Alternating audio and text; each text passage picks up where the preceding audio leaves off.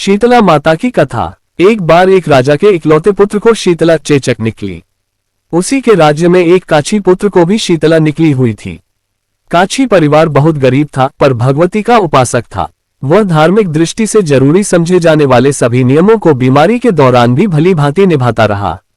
घर में साफ सफाई का विशेष ख्याल रखा जाता था। नियम से भगवती की पूजा होती थी। नमक खाने पर पाबंदी थी। सब्जी में न तो छौंक लगता था और न कोई वस्तु भुनी तली जाती थी। गरम वस्तु न वह स्वयं खाता, न शीतला वाले लड़के को देता था। ऐसा करने से उसका पुत्र शीघ्र ही ठीक हो गया। उधर जब से राजा के लड़के को शीतला का प्रकोप हुआ था, तब से उसने भगवती के मंडप में शतचंडी का पाठ शुरू करवा रखा था। रोज हवन व बलिदान होते थे। राजपुरोहित भी सदा भगवती के पूजन में निमग्न रहते।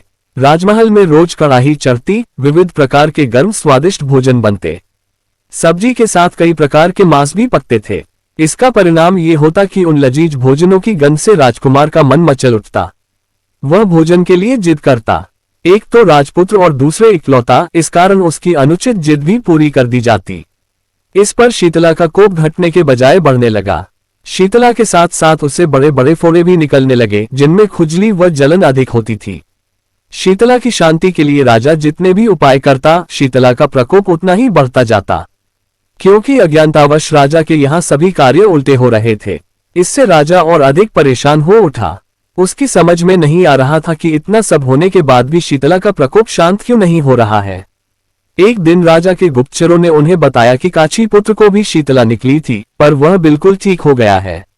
ये जानकर राजा सोच में पड़ गया कि मैं शीतला की इतनी सेवा कर रहा हूँ, पूजा व अनुष्ठान में कोई कमी नहीं, पर मेरा पुत्र अधिक रोगी होता जा रहा है, जबकि काछी पुत्र बिना सेवा पूजा के ही ठीक हो गया। इसी सोच में उसे नींद आ गई।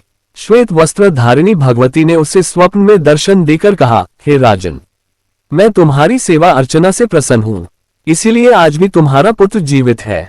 इसके ठीक न होने का कारण यह है कि तुमने शीतला के समय पालन करने योग्य नियमों का उल्लंघन किया। तुम्हें ऐसी हालत में नमक का प्रयोग बंद करना चाहिए। नमक से रोगी के फोड़ों में खुजली होती है।